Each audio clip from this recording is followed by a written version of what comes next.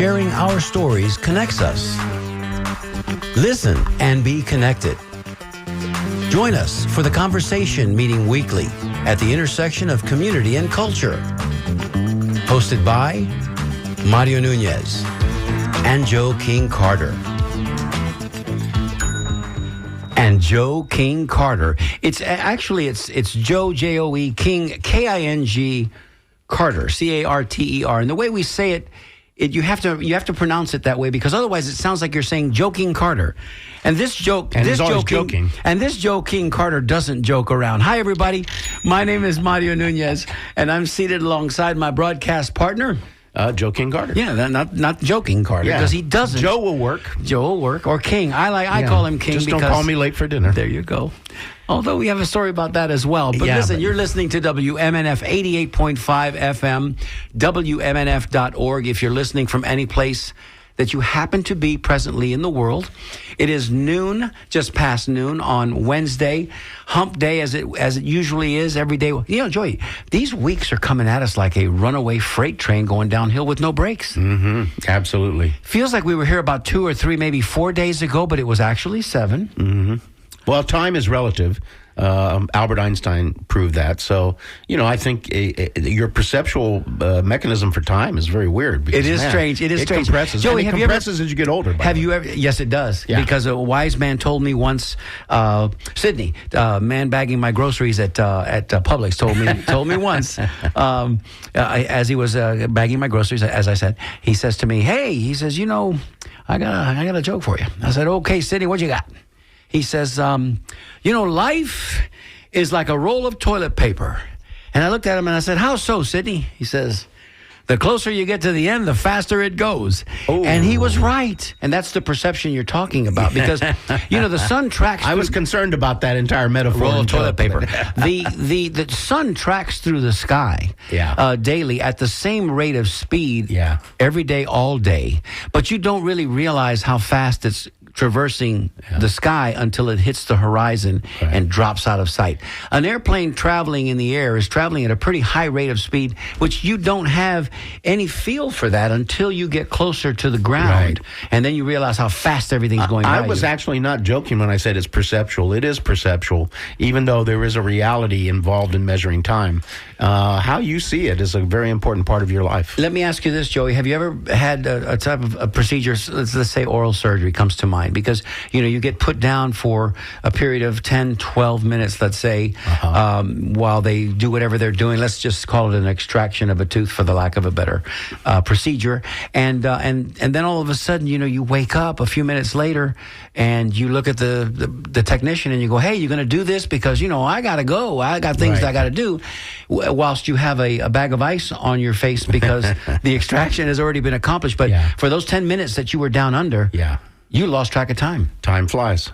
When you're asleep or when you're having fun. There you go. But time is all relative. Hey, man, what's on your mind this week, Joey? Since last week, anything come across your radar? I do have something I want to briefly talk about. And I know that what we do here on this show is we get involved in personal narratives and cultural connections. And that was the intention of this show's design in the beginning, always. And still is. And there are other shows that are doing marvelous jobs, public affairs shows at bringing you amazing information about local and state government and even national news. And so, I was listening this morning to Shelley Reback's Midpoint. That's right. I'm a big fan of the show. Great show. I'm a big fan of Shelley. And a big fan of Shelley's producer as well. Absolutely. And the show is an amazing show. I recommend it to everyone, please. And today they were talking about vaccinations. And, the feelings I have about the fact that this administration of the state of Florida is trying to drag us back into the 19th century is it's harrowing at the least, and it's disturbing, and it's just as somebody who's a good old Florida boy who grew up in Florida. Who is now an older gentleman. An old chap. I remember Florida. The way she used to be? Yeah, I remember Florida in a very different way. And it's just it's horrible to see this happen. People are going to die because of what's happening in our state, because of vaccinations and the information we're spreading, the ignorant information about. How do you turn your back on science? It's an amazing thing. How do you turn your back on science? Here's what I want to say. Because I am of a certain age, even though every day I wake up, I think I'm 30 years old. I remember in my childhood the most horrible image I had ever seen as a child. And I saw some pretty rough stuff as a kid, by the way. And the most horrible image was not a monster in a movie. It was not some crime scene in a newspaper. It was people in iron lungs. Yeah. It was people in iron lungs. And polio was in full swing. Polio was in full swing. Most of those people in iron lungs were young. Yes, children. My father was in a wheelchair. He was wheelchair bound. ADA had not happened. Access to public spaces was pretty difficult in most cases. Limited. And his life was therefore torturous because he was bound in a wheelchair. And so for me, I knew that experience on a day-to-day basis, what it means to be limited and imprisoned in that way. And the images of people laying in iron lungs with their heads sticking out. And looking through the mirror, remember? Because that was the image. They saw the world through that. And that mirror. That scared me profoundly. Yeah, of course. And of course, it scared my mother. Now, my mother was a person who was the chief parent of my childhood, and she wanted to know what vaccinations were about. And she could have been someone today that might have been skewed and taken into the wrong direction. Yeah, she wasn't really big on. She was a kind of a naturalist, homeopathic kind of person. She wasn't big on this, and so she did all the research. And here's what she discovered: I love my child and I want to protect him. And in that sense, I'm going to certainly do this because this is what science is telling me is the right thing to do. And that is what sticks in my mind. And today I may be someone who never suffered from polio because of the decision that she made. And when I see what is happening now, that we are going to abandon vaccinations at any level in the state of Florida, is just, it astounds me. What's happening to our home state? That's for another conversation. Yes, but to your point, and it's not just about what your mother was thinking, Honey Howden, what your mother was thinking about, I love my child. That's right. But if you loved your child, then you should love all children, and you want to keep all children safe, not just your child. Of course. Because if your child is going to school with other children, right, there's also the problem there that there's going to be exposure and possible illness. Well, that's where it's going to occur. Yeah. If you don't want your child to have any ill health effects, keep them away from other children, and you can't do that. That's not what you want to do. You want your child to be socialized normally, so in a fashion that's healthy, let's say. And maybe one day we could talk about homeschooling and homeschooling versus schooling in public school or even private school and voucher schools, but just where you keep your children away from other children exclusively. So we're gonna tack away from that only because we could do that for an hour. Of course we could. And let me just say this very quickly. Absolutely. This is not just me making an observation and walking away. Right. Folks, voting resistance. This is what we must do now. We cannot just sit back on our haunches and wait for others to do the work. So please, everyone, these issues are issues that we all need to be involved in. The cavalry ain't going. I think what Joey is saying, if I can speak for you, Joey, the cavalry ain't coming because the cavalry is us. The cavalry is us. Okay. That's good. I like that. All right. I like that too. Yeah. And so, Joey, with that said, as we do each and every week, our guest in studio, because again, we are the conversation, meeting weekly at the intersection of community and culture. Yes. Who is our guest this week? Joey. Yeah. Hey, listen, I'm looking forward to this show. So to lay a little background, I want everyone to know that, of course, we are celebrating Latino Hispanic Month here at WMNF, as we are throughout the country.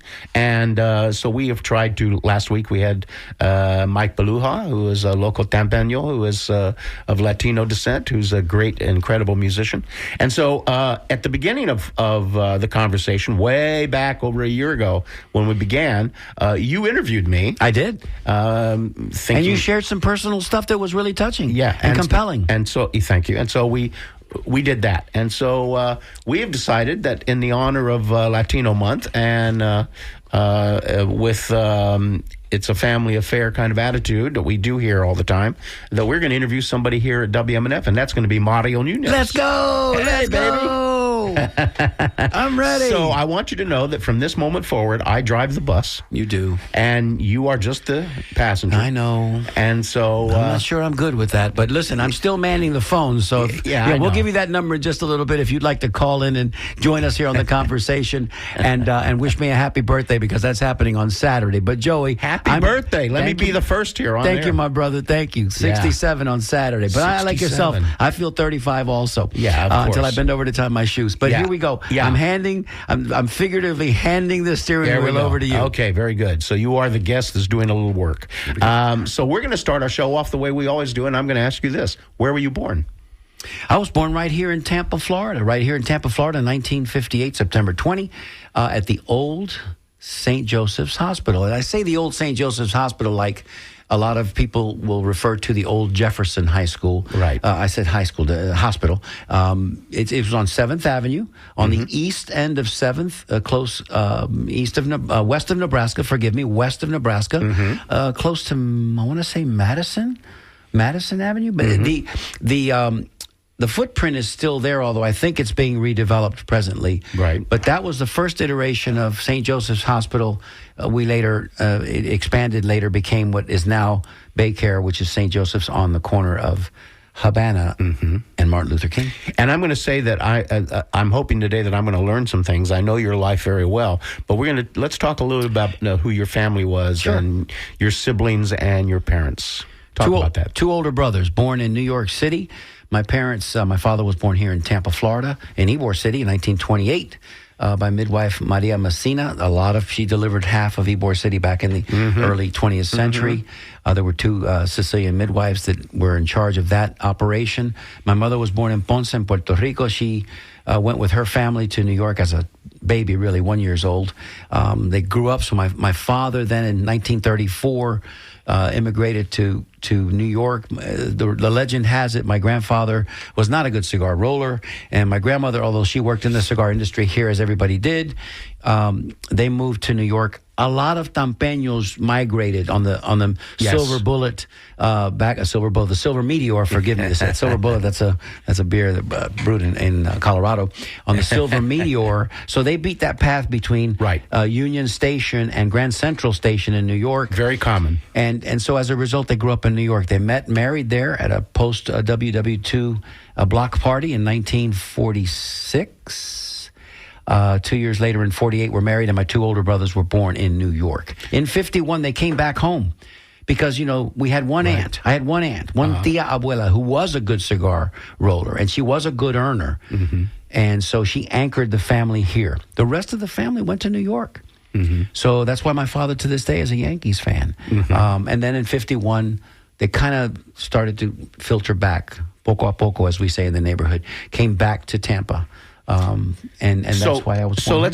So let's say just for the audience. So they were married in 48. You said? 48, and they are married today.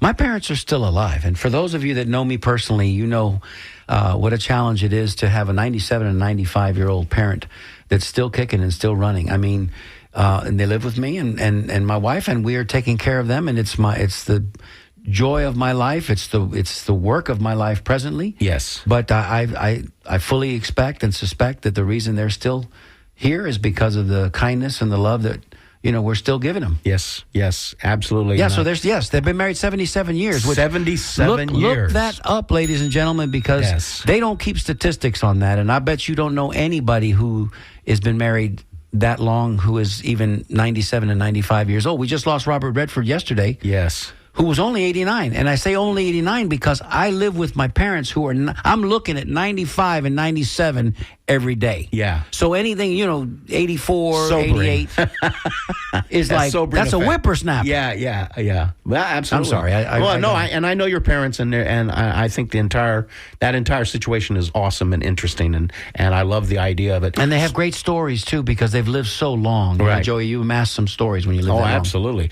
So they come back here. Your brothers also. Your brothers and you are separated in age.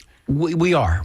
They were born 22 months apart, and honeymoon baby. I told my father the first time he went in there and did his business, bang, he had pay dirt. And so and all you have to do is the math. They were married April 10th, 1948. My brother was born January 22nd, 1949. Wow. That's 9 months. Yeah. So then after that, 22 months later, my middle brother came, and then I think my father started to hit the brakes on the whole operation because here they are very young, 22 and 20 years old, and they've got 2 children. 2 babies, yeah, it's a lot. And they're just kids themselves. Right. So they're struggling a little bit at the early days to get things up and going. But then... Well, the way the story was told to me always was that my mom, because she was third in a succession of Marias, right? So there was she's Carmen Maria. My grandmother was Maria Hortensia, or I think that was my great grandmother, and my grandmother was Maria Encarnacion. So anyway, she wanted to kind of keep that thing going, right? And she was hoping for a little girl, so they went back in with intention this time, right? They went mining, and hit to create a girl, hit pay dirt again, yes. But as in those days, because technology was not available, they had to wait till it's a boy. So then you hurry down to the gift shop and buy the cigars and pass those out with the blue tags on them. Yeah. And they didn't have a name picked out. Right. They didn't have a name picked out. So they changed the feminine A to an O, and instead of Maria, they got Mario. And they didn't know what to call. They didn't have a name picked out. So they said, what do we get? His middle name? Oh, he looks like his middle brother. I know. Let's give him the same middle name his middle brother does. So I'm Mario Roberto, as my brother's Fernando Roberto. My parents were creative back in those days, weren't they? All right. Not so much. Most parents were doing odd things with names, and usually traditional. So, and by the way, 7 and 9 years difference. I get this because I think my mother, honey, I think she wanted a girl too. So it would have been easier for her, probably. Yeah, a lot of things probably. Those icky boys, and so they have cooties. And so now you're here. Yeah. And what begins to happen in your neighborhood as you grow up as a young boy? So my brothers were both in parochial school. They went to OLPH while we lived in Ybor City, and then we moved way out past West Tampa, way out to like Lois and 275 right there, just west of Dale Mabry, between Dale Mabry and Lois.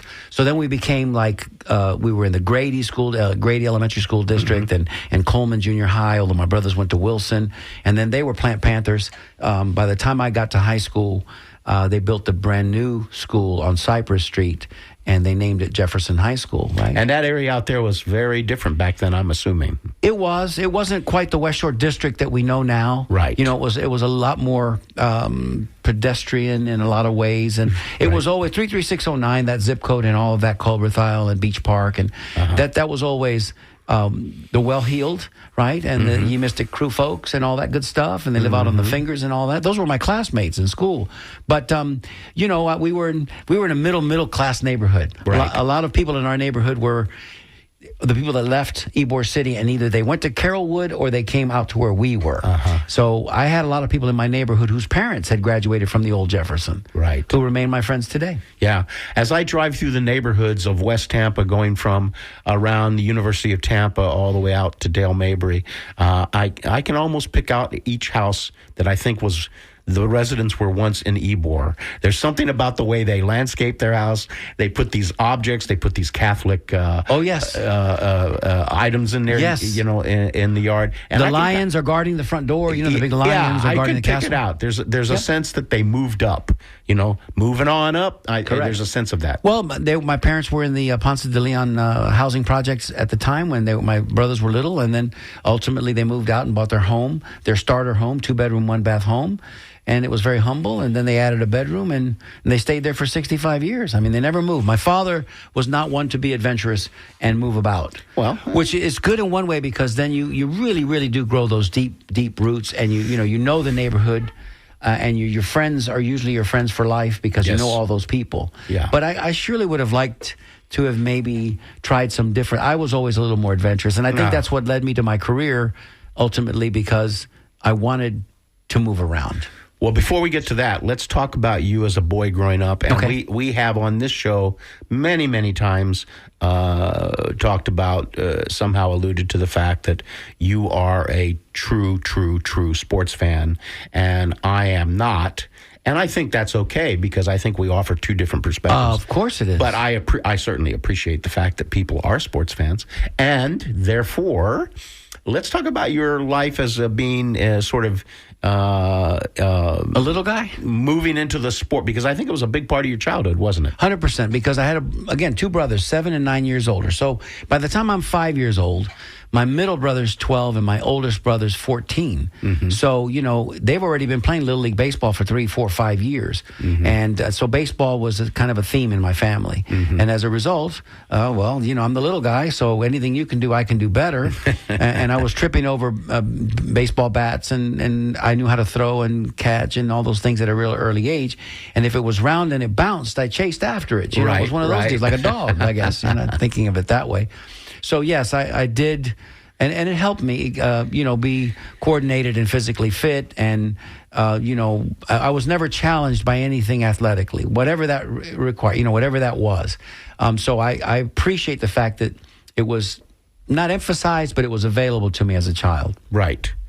So what you're saying is the best part of sports, getting away from whatever negative criticism there may be, the best parts are that it's character building. It helps you understand how to work in a team setting, all that stuff. How to be a team captain. I was talking to my brother about this the other day, and it's funny because we both kind of had the same experience. Even though I was undersized, I'm not a big fella now. I was undersized when I was in grade school.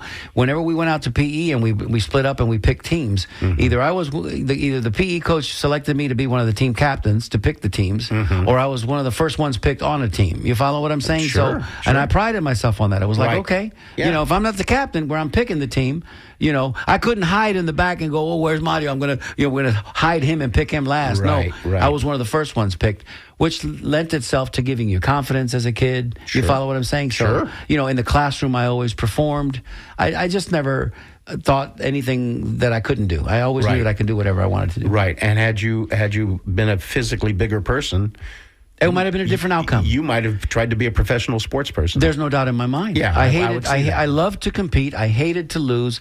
I was pretty smart on the athletic pitch. I knew strategy and so forth. I was just undersized, man. And I knew, if I had to make a throw from the hole at short to first base, I had to throw from my culito, which is a long way from first to, short to first, where a guy who's 6'2", 6'3", it's just physics, man. It's just physics. Right. Well, we don't see a lot of professional athletes who are small that are my size. Yeah. And just like you don't see a lot of jockeys who are 6'4", 220. Well, yeah, there you go. I mean, each sport has its unique characteristics. Gymnasts, Olympic gymnasts. I probably could have been a good gymnast if somebody put me in that, because that world. My strength for my size, I've always been a pretty strong kid. Right. So strong young man. So that would have worked. You see gymnasts, they're all 5'6", 5'7", maybe 5'8", but not much bigger. Right? So anyway, that said, I enjoyed my time, and I'm grateful that I was exposed to all of that early. And which high school did you graduate? I'm a Dragon. Once a Dragon. Jefferson Dragon. Always a Dragon. Yeah, absolutely. and for those Dragons watching out there today. Yeah, and you're still very involved even to this day. I am. I mean, it's again, that was part of my personality as a kid growing up. I made friends. I made friends for life, and it's funny. It's really funny because I went 1 through 9 with the kids that went to Grady and Coleman. So those were all my playmates and my classmates growing up. I mean, not the formative years, but leading up to the formative year, adolescence. And then I get to high school, and I'm exposed to a whole new batch of kids. A whole new batch I went from Palmacia and Colbert Isles to West Tampa and Carver City and Lincoln Gardens. Yeah. And I'm grateful for that opportunity and for that exposure, because even to this day, I still know all of those kids. That's right. So how do you think you would have been perceived in high school by not everyone, but most people? How were you seen? Gregarious, friendly, gregarious, friendly, outgoing, leadership certainly, maybe a little spoiled, maybe a little boo-boo spoiled. You know what I mean? Maybe a little full of himself. Because you were kind of the baby. And I was the baby of 3 boys, but I was also, a little cocky. You know what I mean? A little bit like, look, I was my. Do you think that's left? No. So that's the other thing. Let me share with you. Good one, Joey. Let me share with you that, and I know this because I live with my parents. I alluded to this at the top of the show. They're 95 and 97 years of age. You don't change. For those of you that are out there listening right now, you don't really change. You will become older and maybe less wiser and wiser, hopefully, certainly, Yes. and a little less than. But your core personality changes. If you were a shy young girl, you're probably going to be a shy older lady. If you were a pain in the neck little guy, you're probably going to be still that cantankerous pain in the neck old man. Right. I'm just saying your personality does not. Your core personality doesn't change. If you were charming as a young kid, you're probably charming as an older man. Right. If you were sickly as a girl, you might be sickly or, kind of tend to sickliness as an older person. Yeah. That said, You're how saying would that people have seen me in high school? I think to this day when I go to the reunions and I see my friends, they're happy to see me genuinely because they tell me. They do Well, tell that's me. nice. They tell me, they say, Mario, yeah, of course it is. They tell me, Mario, Right. you never change. You don't Right. change. Yeah. And I try not to.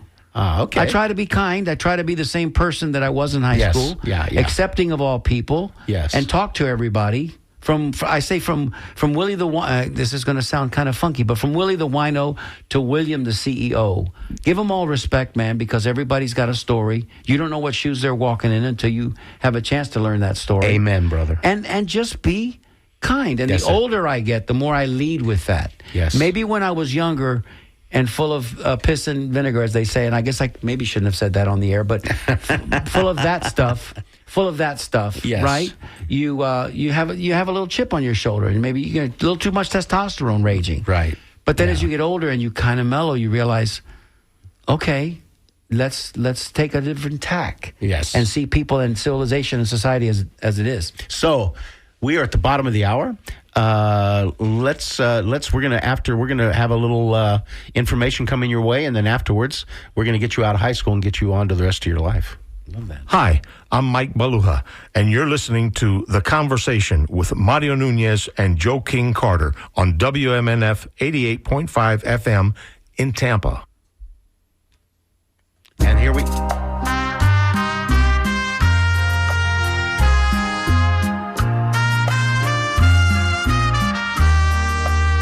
In honor of Hispanic heritage and culture, this is a Mike Baluja original.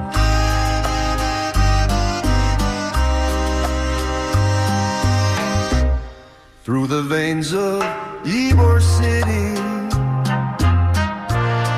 run the varied breeds and bloods. That's the way it came together. That's the way it always was. Take a trip down 7th Avenue. Watch the miracle unfold. A city rich with hidden treasures, a million stories to be told. Ybor City's in my heart. It's got a place inside my soul. It will be that way forever, and I will never let it go. I'll never let it go. I'll never let it go. I'll never let it go.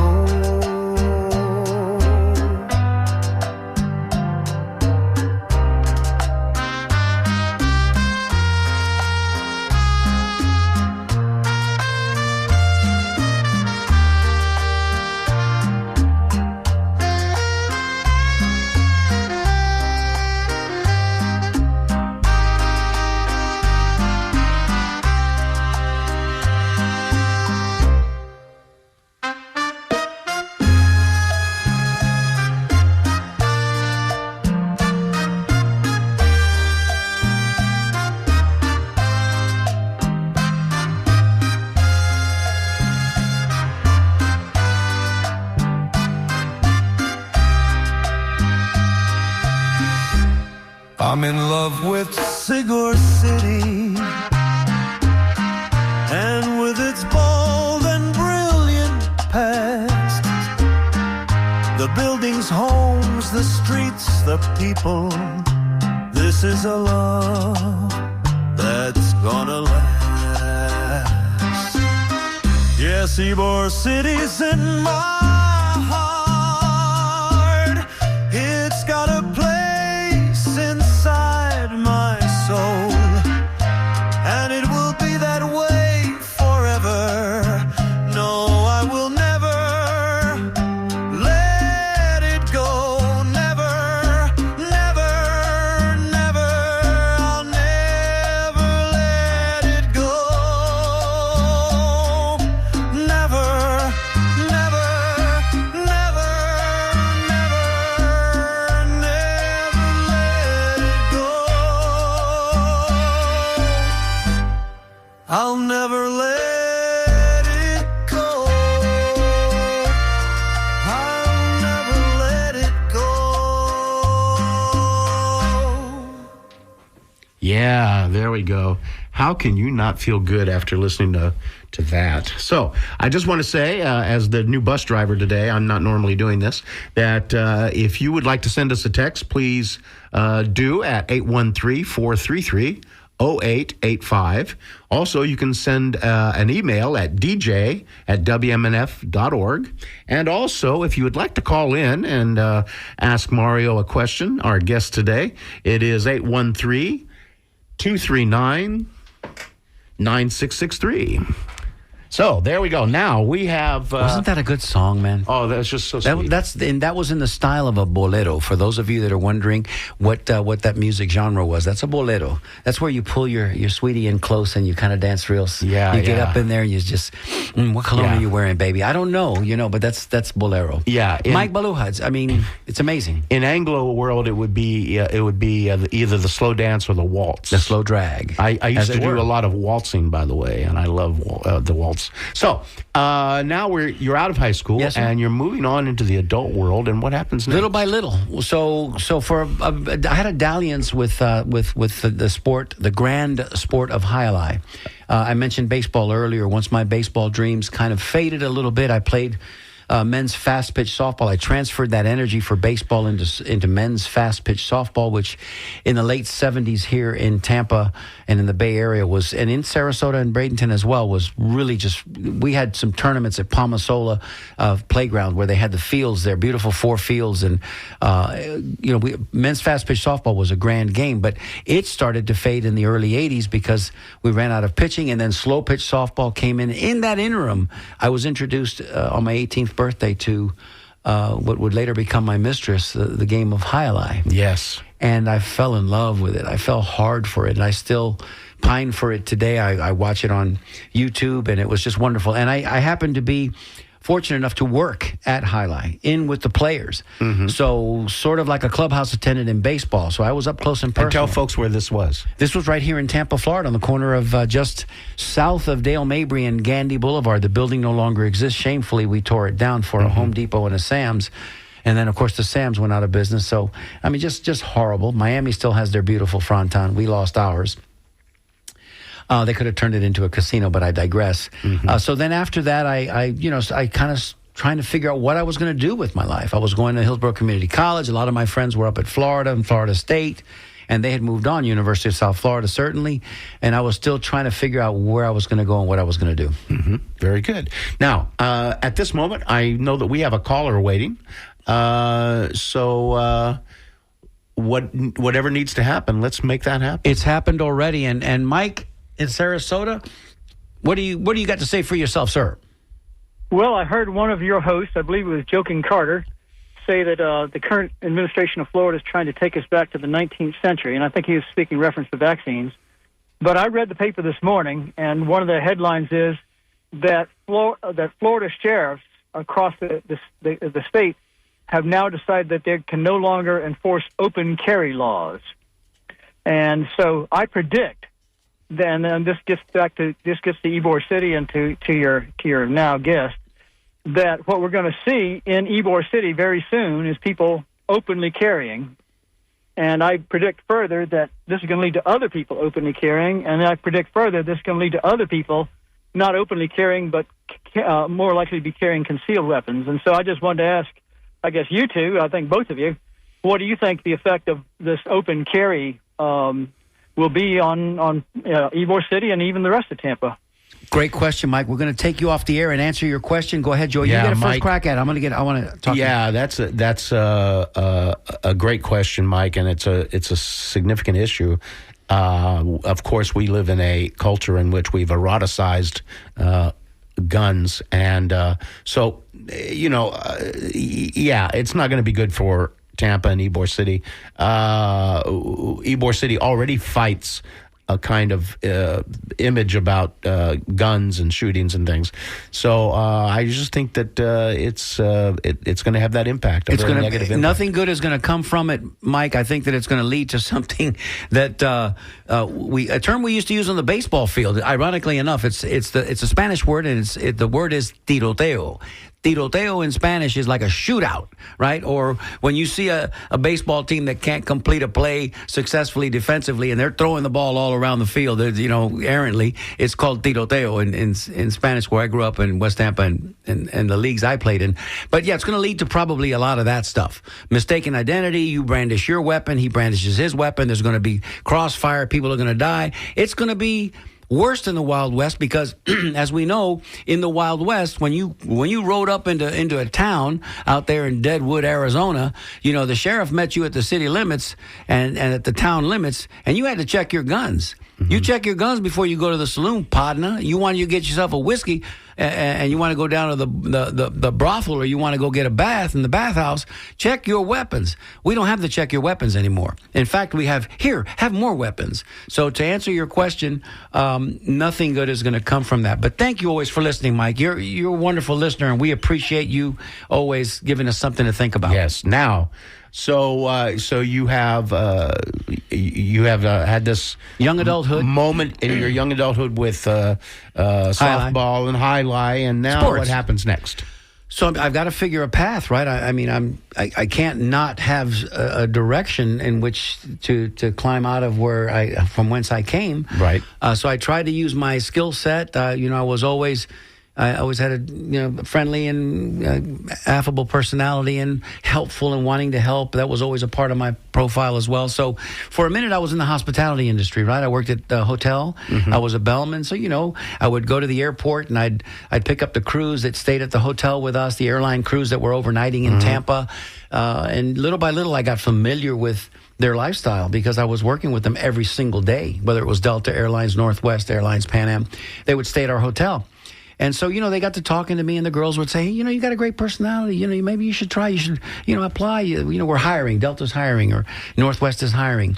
And I had an aunt that worked with Eastern Airlines for a long, long time, and she was in reservations with them. And I knew kind of the perks and how fun it was that, on a weekend you could fly to New Orleans and have dinner and stay overnight and come back the next day. Right. And it wouldn't cost that much. And at this time, seats were available on the airplane. Right. So, all at once, it kind of clicked. Finished up at HCC, and I thought, I took a class at USF, but I still was not satisfied. Mm-hmm. I wanted to travel. I wanted to get off the block, man. Mm-hmm. I wanted to go see what was going on in L.A. and New York and maybe Toronto or Mexico City. I just wanted to fly away. Mm-hmm. So I did. I joined the airlines in 1984. And when in there did you get married? Yes, well, I was just going to, Joey, thank you for doing that because my beautiful wife. I'm just trying to get the chronology. She's in studio, I know, exactly. Yeah. So she's here and she's watching. Yeah, and she's listening. So September 7th of 1980, which just passed 2 weeks ago, we celebrated our 45th anniversary. So in 1980, I got married. So I kind of did it like that. So both of these were happening at the same time? More or less, right? So I was trying to figure out what I was going to do.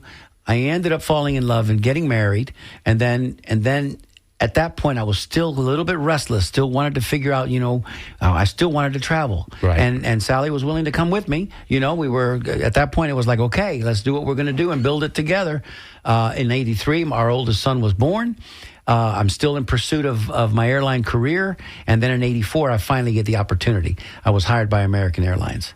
So pack your bags, son. You're going to Chicago. And so what was that like? I mean, that must have been... I loved it. I loved it. Emotionally an amazing kind of moment in your life because... It truly was. Few jobs offer you that. It truly was. Well, I got to fly away. I literally Yeah. got to fly away. Right. And I got paid for traveling for 30 years. I did this for 30 years. The downside was I was so close to my family, as you know, as I've described to you, that I had to leave my nuclear family, like my mom, my father, and my grandparents were still alive at the time, my grandmother who raised me.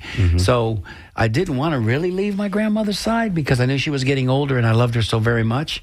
But she did tell me, she said, listen, you got to go start your life, son. You know, in Spanish, of course. Right. Mijo, you got to go do what you've got to do. So with her blessing, I went. Right. And And did that mean that you could not just remain in Tampa forever? You had to move some. Correct. Well, and the airlines, if anybody knows anything about the airlines business, it's all predicated on seniority. And when you're junior, you don't have much say. Right. You go where they send you, and if you don't like that, you can leave it, you know, and if not, then just do what you need to do, keep your head down, and hopefully, gratefully, this was just after deregulation in 1979, so airlines were hiring at a tremendous rate. So I wasn't junior very long. There was a great number of flight attendants that came behind me that pushed me up in the seniority rosters, so that I was able to then pick and choose. And so where did you and Sally and the boys move to, and which cities did you live in? Great question. We started in Chicago. Alex was but about 20 months old when we went to Chicago. We were there for 5 years 1 year. Did you hear that, y'all? We were there for 5 years 1 year. Actually, it was 1 year, but it felt like 5 because that was some serious cold that we experienced. Right. And this boy who grew up on Clearwater Beach with, white sand between his toes, Right. was not feeling that winter. Yeah. And if I could have just survived maybe another couple of winters, we might have stayed longer because Chicago is an amazing, amazing city, right? Indeed. It's the Midwest ethic with everything New York has to offer. Yes. Except when they bump into you in the, excuse me, partner, whatever that is, it's Yes. Midwest. I like Chicago a And lot, Chicago's yeah. got a tremendous, we're talking about Hispanic culture, tremendous Hispanic, the Mexican community is live and vibrant in Chicago. Of course, the Polish are there and the German and so on and so forth, and the Italian. But Chicago, two baseball teams, a football team, a basketball team, hockey. It's got it all. Food, culture, history. But anyway, I digress. But it was too cold. It was too cold. So, and at the time, we didn't fly directly from Chicago to TIA, Tampa International Airport. So I probably would have stayed longer had I been able to get home more directly.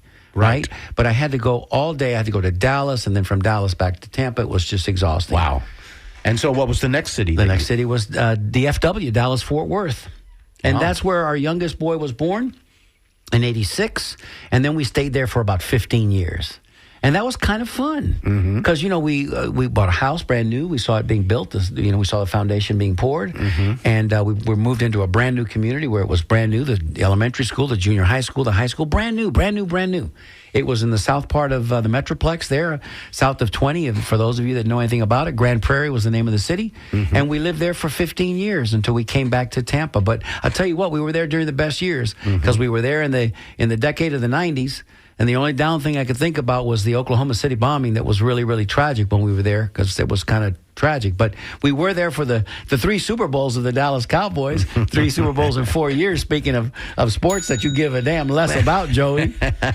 But that's quite, for someone who grew up in a town like Tampa and Ybor City, Yes. where you're steeped in history. Yes. And then to go to, you said a brand new town. Brand new. They Well, were- the they town- were- what was it called? Prairie? No, what? Grand Prairie. Grand Prairie, They Texas. were literally building out this neighborhood as you moved there. They really were. Now, Dallas, of course, was Dallas, and Fort Worth was Fort Worth. But, the Metroplex kept expanding, right? Expanding and swallowing up more ground and more territory. Right. And one of the new communities, bedroom communities, is like Temple Terraces to Tampa, Right. was this area called Grand Prairie.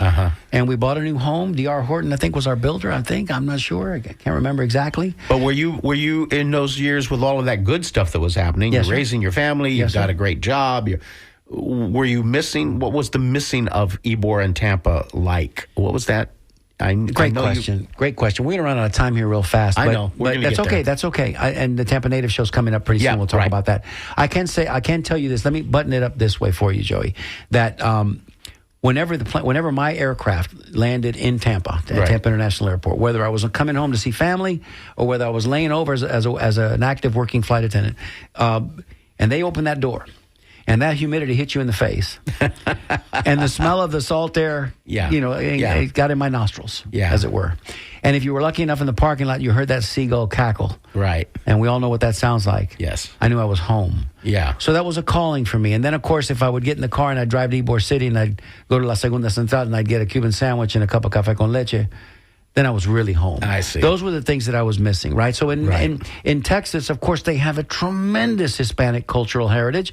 Texas was Mexico before it was Texas, let us not forget. Right. So, I assimilated to that because my great-grandfather was from Veracruz in Mexico. So I have Mexican blood in me, right? I mean, it's only 2 generations ago. My grandfather's nickname was Mexicano, Mexican, Abuelo Mexicano, because he looked just like his father, my great-grandfather, who was born in Veracruz. But I had to keep telling people over and over again, no. I'm Puerto Rican and Cuban. We eat beans. We just don't smash them and refry them. We put them over rice and call it a day. Right. It was fun, though. It was fun. I had a good time in Texas. I don't really have too many bad memories. And then from Texas to? Tampa, Florida. Came home. And you've been here since? Yeah, and it's hard to believe, but we lived in Texas for 15 years, and I've been now home we came home 2 days before Noche Buena, which is the 24th of December. We came home 22nd December 1999, just before Y2K. Remember Y2K? Yes, when the world was going to come to an end. That's right. And that was 26 years ago already. Wow. So what's the takeaway, y'all, if you're listening out there, and you don't want to call in, that's fine. If you don't want to wish me a happy birthday, that's fine. 813-239-9663. It's fine. I'll get over it. But I'll tell you this, Joey, time does go fast. Sure and, does. and if there's one thing that I could, they always ask you, well, what would today's Mario Nunez tell, 25-year-old Mario Nunez? Right. What would he advise him? Man, just realize how fast it plan. Yeah. Make a plan and work the plan. But you never do. Because when you're young, you're that... Young, dumb, and full of you're enthusiasm. You're far away from the end. And as the end gets closer, the time gets a little more compressed. I think that we may have an email, maybe. Somebody wants to wish me happy birthday on email. Or just have a short story to share. Eugene Bell says happy birthday, and he turned 67 also on Saturday. There you go, another 1958 baby. Happy birthday. On Saturday? So we share a birthday. Oh, Eugene, that's pretty cool. Yeah, Just nice. this morning, here, full disclosure, just this morning, as I do every Wednesday before the show, I go into La Segunda Central on the corner of 15th and 15th, and I walk in, and today, Andrea's behind the counter, cute as a bug. She's 24 years old, and 23 now, and she's just behind the counter, and she's always a bundle of energy and joy and sunshine, and she sees me, and she waves at me, Mario, and she knows I come in on Wednesdays. Why? Because they get paid on Wednesdays, so she sees me, she's happy because she knows it's Wednesday, she's getting paid. And I tell her, I said, unabashedly and very shamelessly, I tell her, I said, listen, I want this and that and the other, and you can throw in this and that extra because, Saturday is my birthday. To which she smiles real big and she goes, it's my birthday too. Really? It's cool. Wow. And I've been going there and seeing her for months. That's interesting. So we have the same birthday. And There you go. apparently so does Eugene and I. There you go. So I want to get to your life as a public figure since that move back to Tampa, and which has happened a great deal. And I also want to get to where your chief work has been done, which has been in the Tampa Native Show, and what you have done there in what I see as preservation work, and also making Tampa very aware of its history of being Tampeños. Thank you. And so let's talk a little bit about the Tampa Native Show. So in 2009, I went to a mixer at Blue Martini at the International Mall, and I met a gentleman by the name of Steve Canella. Steve was born 2 years after me. He graduated in high school in 1978, Hillsborough High School. And probably the antithesis of my personality, right? So if I'm the extrovert on the outside edge of that, all of that, Stevie's the opposite, right? Stevie is completely quiet and painfully shy, but we share a love of Tampa history. Now, Stevie's history is even deeper than mine. His mom was from Texas, but his father is of Sicilian heritage here. Went to Hillsborough High School, was a starting quarterback at Hillsborough High School, graduated in 1950, and Tampa is in Steve's blood like it was in mine. Sure. So we started to kind of pal around a little bit. Stevie started a Facebook page in 2009 called Tampa Natives. It was a repository for stories. It wasn't going anywhere. Stevie let me be a co-administrator, and together we grew the page into a behemoth. Really, I mean, it went Right. from 60 to 600 to 6,000 it members. exploded, right? It really did. And Yeah. we came up with the catchphrase. Do you remember? Do you remember Tampa Highlight? Do you remember Shakey's Pizza? Do you remember Huddle's Corner? And people started to gravitate towards it because what we found out is that nostalgia really plays, and people want to talk about those old days as they get older, and those become more precious, those memories. I had some public access television experience in production, so I conceived of a television show, live television show called, appropriately enough, The Tampa Native Show. I took a page off of Larry King's playbook and I made it a call-in show where we put a phone on the desk and people would call in and we'd pick a topic and they'd share their memories. I came up with a tagline, The Tampa Native Show, where sharing your memories has never been this much fun. And 15 years later and over 900 shows later and 2 awards later, the show is still in production. Amazing. It's morphed a little bit, Joey, and you've been on the show many, many times. Yes, I have. It's morphed from a fond remembrance and look back at an early days in Tampa, whether it was the television shows that we watched on Friday nights and the cartoons that we watched on Saturday mornings, to the places we went and the people that we saw, to now being a historic preservation project, because what we're realizing again, Yes. what the old Mario would tell the young Mario is, do it all, brother, don't leave, don't waste an at-bat, don't waste a day of it. Try to get those stories before they leave us. Absolutely. And I sort of see it a little bit like the project called StoryCorps, where That was the other where inspiration. people are interviewed. Exactly. And if you are a fan of a certain era of history like the Civil War, boy, imagine what it would be like to talk to a guy who was in the Civil War. Amazing. And so that's what I see your show doing. And what I have to tell you, that when I first interacted, way back when I first met you, and I interacted with you over this, I was very, I don't know if I want to use the word impressed. I was just very amazed that this resource was happening in the community, and a lot of my friends didn't know about it. I like to think that it's spawned other activities that's very similar. There's a group in West Tampa that's trying to do some preservation and capture audio recorded history. And, if they say imitation's the highest point of flattery, I guess that's a flattery, something imitation and flattery. I don't know how that goes right now. But I'm not jealous at all. In fact, I'm proud and I'm very honored that these other entities have popped up to try to do similar stuff, because I don't care.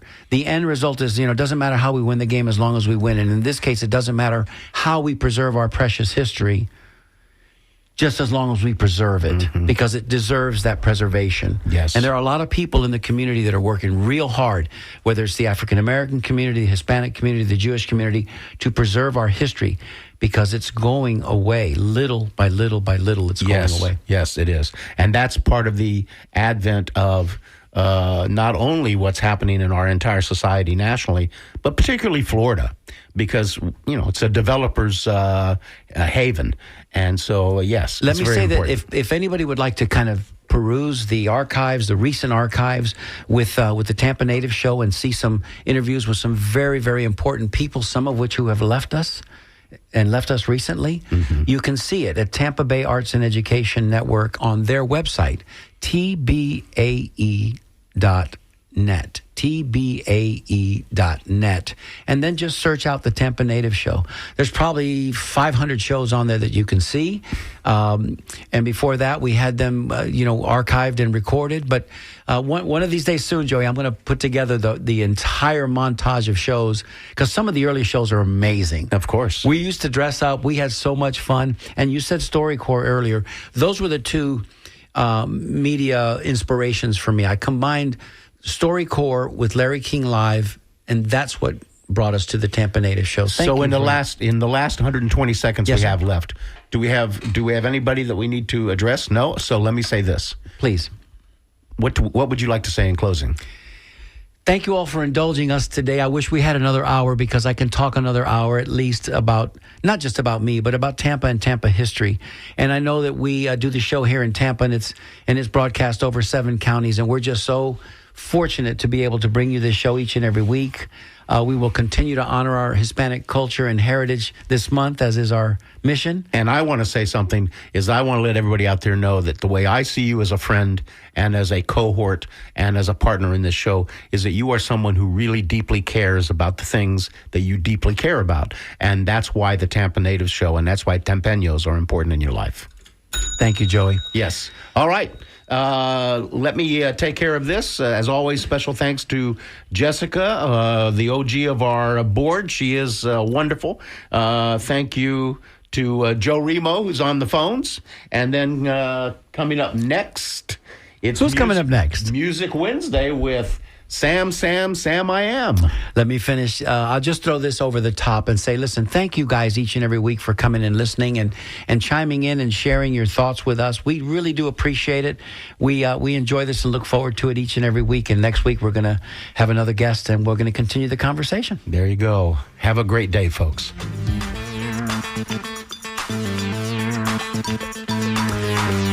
You're listening to WMNF Tampa.